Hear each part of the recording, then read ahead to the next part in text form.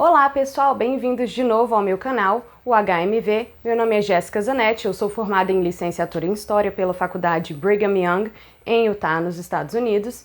E esse vídeo aqui é uma continuação do nosso vídeo da Unidade Grécia Antiga, e hoje nós vamos falar um pouco mais sobre as cidades-estados. Então a gente já viu que as cidades-estados, também chamadas polis, elas eram organizações, entidades separadas uma das outras, certo? Então se você nascia em Delfo, você era uma pessoa com uma sociedade diferente e uma política, né, uma sociedade política também, diferente de quem nascia, por exemplo, em Atenas, de quem nascia em Esparta, de quem nascia na Plateia e em outros lugares, ok? Beleza, e hoje nós vamos falar especificamente sobre a polis de Esparta, né? Nós vamos começar a falar, esse vídeo vai ser dividido também em duas partes. Ok, então vamos começar um pouco falando sobre a localização de Esparta. Como vocês podem ver ali no mapa, Esparta é localizado ali no cantinho de baixo, né? Então esse daí é o Peloponeso, lembra que é a península do Peloponeso, que é ligado pelo continente, pelo Istmo de Corinto. E ali embaixo, a última coisinha que vocês têm quase, né, lá na costa, é Esparta, ok? E Esparta, vocês podem ver que está localizado na região da Lacônia. E essa região da Lacônia, então, ela foi a região que foi invadida pelos dórios. Lembra que a gente falou no vídeo anterior? Ok. Então, aí está Esparta, na planície da Lacônia. Então, planície, importante isso, na península do Peloponeso. Por que planície é importante? Bom, gente, porque basicamente se você está numa planície na Grécia, isso significa que você não tem montanhas. E se não tem montanhas, significa que ainda bem, né, a agricultura vai funcionar ali naquele lugar. E então, em Esparta, né, basicamente se desenvolvia mais o lado agricultural das coisas do que o lado da manufatura, do artesanato e também do comércio, né? Eles não viviam muito do comércio, eles não viviam muito da manufatura. Por quê? Porque eles conseguiam plantar o que eles comiam, o que é uma coisa muito importante, ok? E como a gente já viu no vídeo passado, a polis de Esparta se formou quando os dórios, lembra que era um povo que vieram lá do Mar Negro, que eram indo-europeus, invadiram a região dos Balcãs, né, invadiram a Grécia e então conseguiram tomar a civilização micênica, ok? Que estava alojada ali na península do Peloponeso. E eles vieram em duas ondas, em 1200 a.C. e depois em 1000 a.C. Ok. E aí, logo que esse povo conseguiu tomar a terra da civilização micênica, eles então começaram a se agrupar em clãs. Em clãs. Lembra que a gente falou do clã, da organização do clã, de como que eram divididas as terras? Que era tudo herdado pelo primeiro primogênito, claro, né? Primogênito, pelo filho, homem primogênito, as terras eram herdadas assim, e eram tudo baseada na sua conexão com o líder do clã, que se chamava pater-família, certo? Só que vamos dar uma olhada ali, Peloponeso. Então você tá vendo que tem a região ali da Lacônia, lá embaixo, e logo ali do lado oeste, né, ou do lado esquerdo, né, uau, não diga, então, peraí, então é pra esse lado aqui, né, você tem essa região Messênia. Tá, interessante. O que era isso? É tipo uma polis? Era tipo uma outra região, né? Nessa época não era bem polis, eles estavam começando a se organizar em polis, né? Por volta de 700, então no período arcaico. Na verdade, antes do período arcaico ainda, né? E aí eles estavam começando ali a organizar suas polis e tudo mais. E logo nessa organização de polis, o que aconteceu?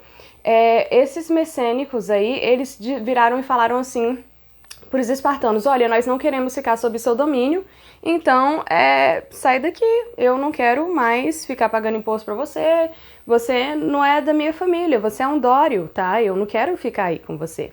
E aí, isso fez com que Esparta falasse: olha, não, tudo bem, meu filho, então a gente vai fazer uma guerra aqui, já que você não quer compartilhar suas terras conosco, tá? E aí a gente vai começar uma guerra aqui e vai matar todos vocês. É bem simples. Você tem certeza que você quer ir por esse caminho? Aí os mercenários: vem, pode vir!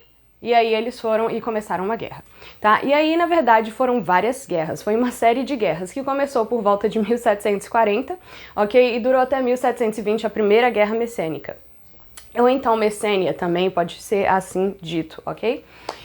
Aí depois eles tiveram a segunda onda. A segunda onda foi por volta lá de 620 por aí, e eles ficaram tendo essa guerra em ondas até 454 a.C. Quando o que aconteceu?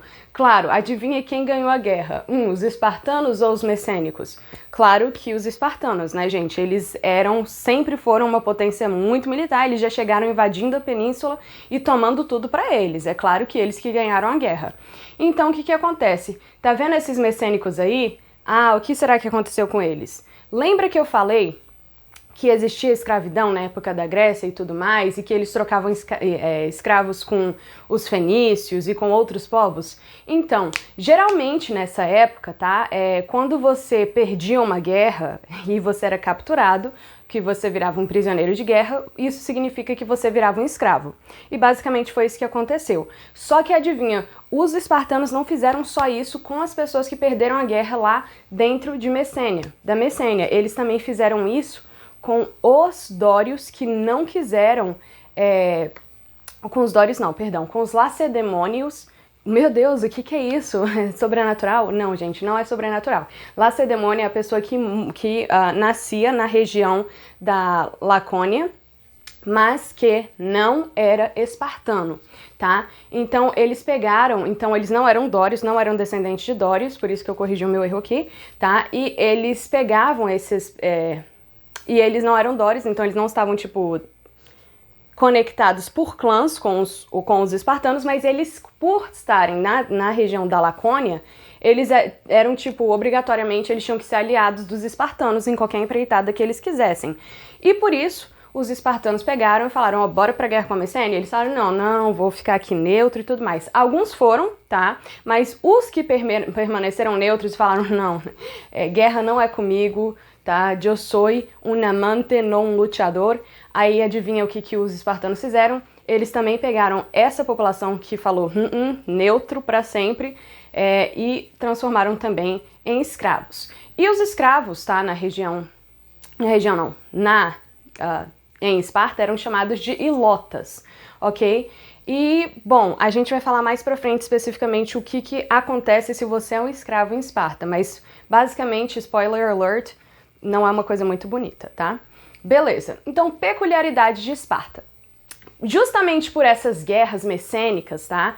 E vocês podem ver ali que então eles expandiram o território, não era só a Lacônia ali, mas também era essa parte da Messênia inteirinha, tá? Isso tudo ali virou território dos dórios, tá? Que são os espartanos.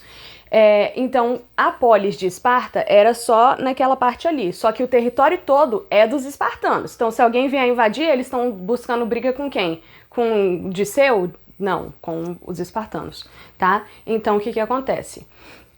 Por conta disso daí, né, e se vocês olharem o tamanho do território, obviamente tinha mais pessoas onde vocês acham? Na Lacônia, em Esparta, ou em Messênia e no resto da Lacônia?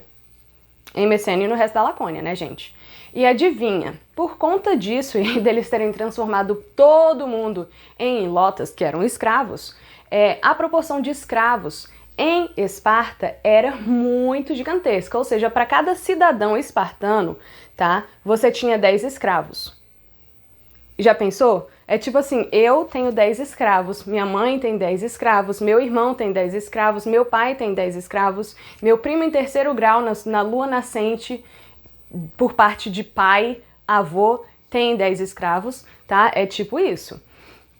E aí, por conta disso, os espartanos começaram a ficar meio com medo disso, né? Eles, bom, peraí, rapidão, eu sei que a gente tinha que fazer isso, a gente tinha que transformar todo mundo em escravo, mas o negócio vai ficar feio aqui pra gente, porque é o tanto de escravos que esse pessoal tem.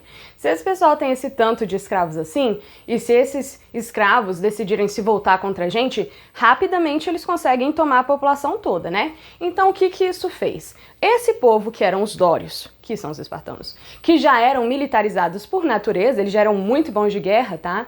Eles começaram a falar, olha, eu acho melhor a gente começar a se fortificar, a se militarizar, treino militar para sua mãe, treino militar para sua vaca, treino militar para sua sogra, para todo mundo, ok? E eles começaram a militarizar a população espartana, ok? E aí o que acontece? Essa militarização, por conseguinte, não era focada, tipo, gente, vamos atacar e tomar a Grécia toda. Não, não era isso. Essa militarização era focada no quê? Na proteção deles. Por quê? Por quê? Porque se você tem um monte de escravos que podem se revoltar e tomar a sua terra, você vai querer se defender, você não vai querer ficar indo para fora da sua polis para deixar a sua polis extremamente vulnerável para eles poderem atacar, né? Você vai querer se defender. Logo, os espartanos, apesar deles serem super militarizados e deles serem fortes, uma potência militar extremamente forte, com um exército assim, tá, de temer, apesar de tudo isso, eles não focavam em invadir outras polis ou outros lugares. Eles eram paz e amor, tá?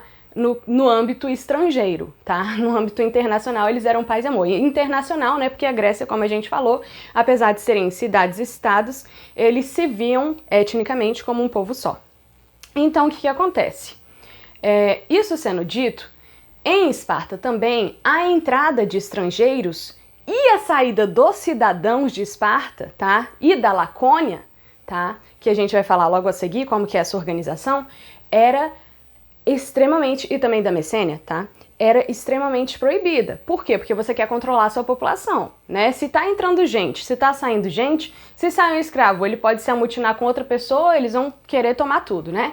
E se entrar gente, pode ser que as pessoas sejam, sei lá, o Espartacus e esteja aqui para liberar a minha população.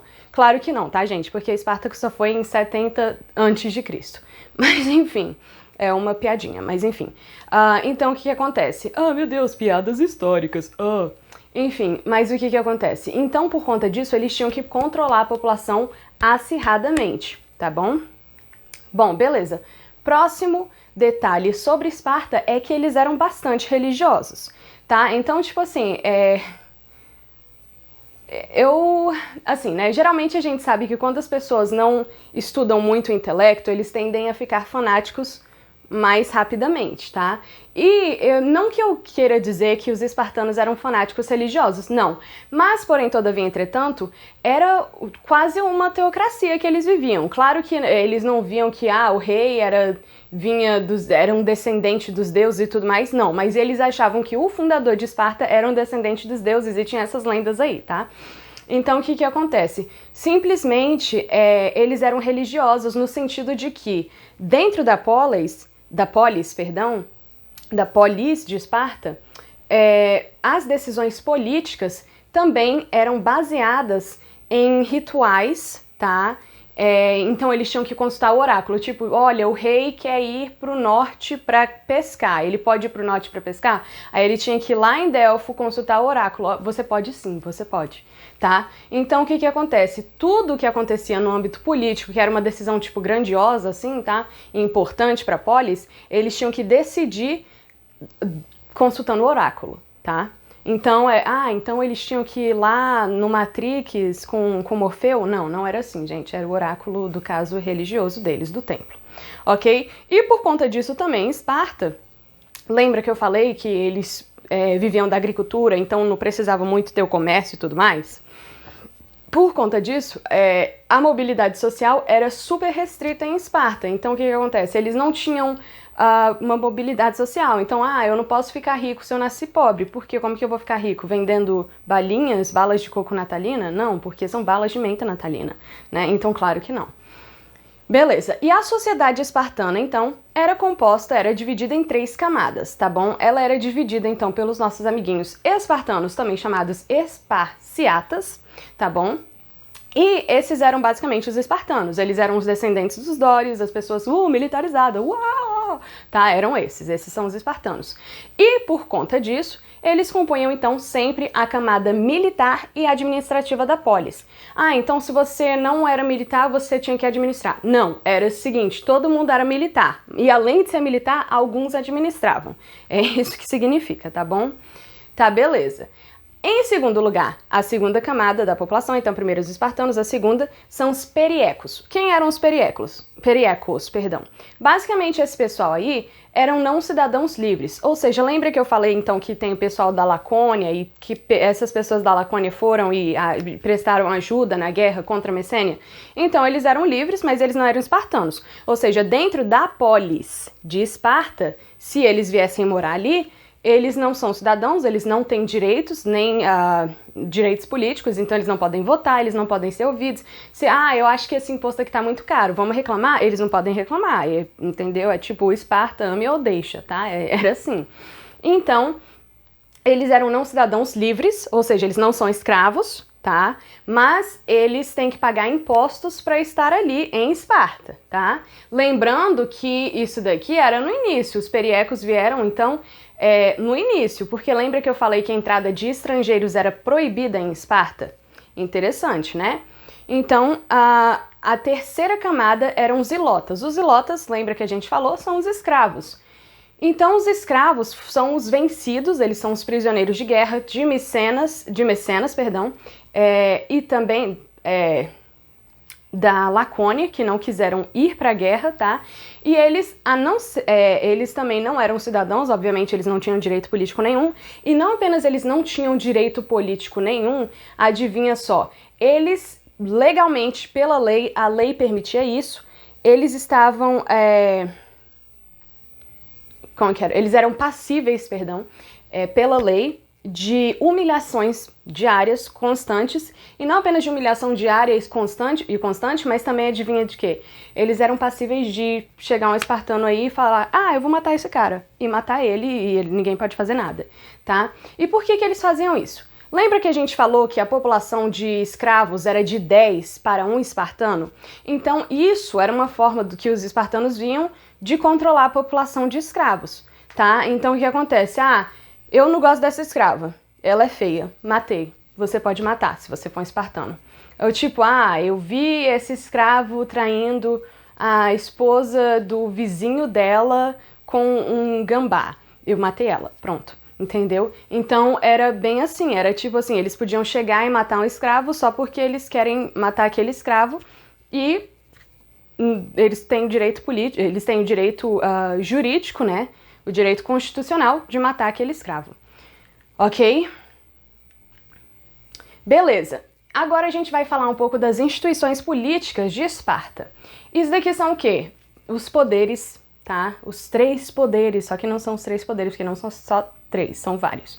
Mas são tipo, o poder jurídico, judiciário, o poder legislativo e o poder executivo, só que de Esparta, tá bom? Então, beleza. Então, em primeiro lugar, você tinha o que se chamava apela. A apela era para apelar? Não, era um tipo de conselho de guerra, tá? Era tipo o nome, conselho de guerra. Só que não era um conselho de guerra, não, tá?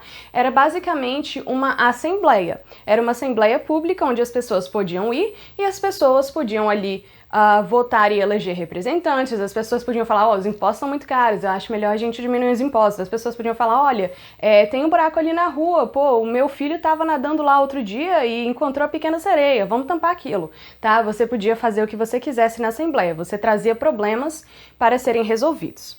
Ok? E essa assembleia, que era chamada de apela, era então composta por cidadãos espartanos maiores de 30 anos.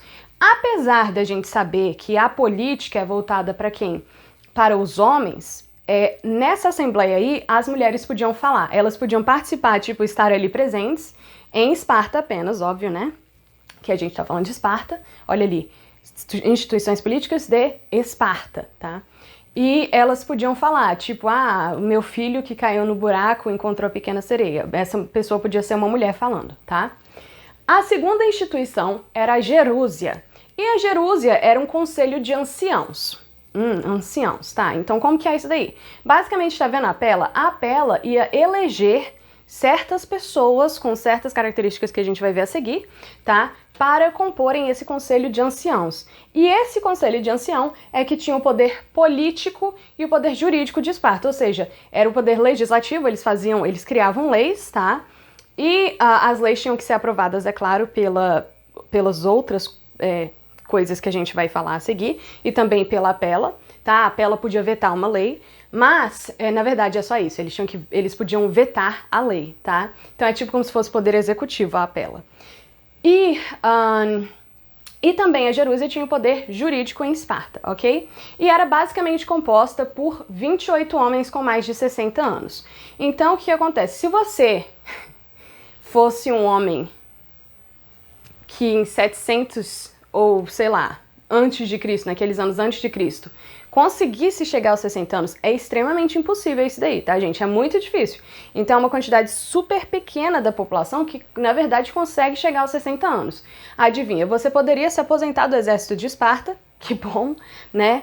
E você podia compor a Jerúsia se você quisesse. Então você escrevia o seu nome, ó, eu quero participar da Jerúsia, e aí o pessoal ia e te elegia ou não. Eles tinham que eleger 28 homens, tá? E os éferos, e aí tem a terceira instituição política, que é o éferos, que é um grupo de magistrados. Basicamente, esse grupo de magistrado não tem uma idade de restrição. Se você tem mais de 30 anos, menos de 60, você pode participar, né? E aí você tinha que ser... Eles elegiam, então, a Apela, elegia 5 homens anualmente, tá bom? E a Jerúsia não era anualmente, eu acho que era até eles morrerem, já que eles tinham 60 anos, eles iam morrer logo ali, tá? E aí, em Esparta, lembra que a gente falou de diarquia? Eles tinham uma diarquia, que significa 2 reis. Ou seja, eles tinham esses 2 reis, tá? Que não eram eleitos, eles eram tipo geneticamente, quer dizer, não geneticamente, como que fala isso? Era hereditária, tá? A monarquia. E esses 2 reis, um tinha a obrigação de lutar e liderar as forças na guerra, então se eles tivessem que sair de Esparta e levar forças militares, um dos reis ia, que é o caso do nosso amiguinho aqui, o Leônidas, tá? E aí, o outro rei, no caso, ele ficava em Esparta e ele tinha funções de ritualísticas e outras funções religiosas, além de também ter a função, né, que vocês estão vendo ali, de rei. Ok. Gente, e como eu falei, então, em Esparta, não unicamente, em poucas polis, tá? Em algumas, numa quantidade mínima de polis, as mulheres tinham direitos políticos, e em Esparta era uma dessas polis. Então elas poderiam participar da Apela, né, da Assembleia, e serem ouvidas, como eu falei pra vocês. E é isso daí, gente. Muito obrigada por terem assistido esse vídeo. Se vocês gostaram, deixe o seu like, deixe o seu comentário. E também as minhas referências, lembrando sempre, estão na descrição abaixo. Muito obrigada e vejo vocês na próxima. Tchau, tchau!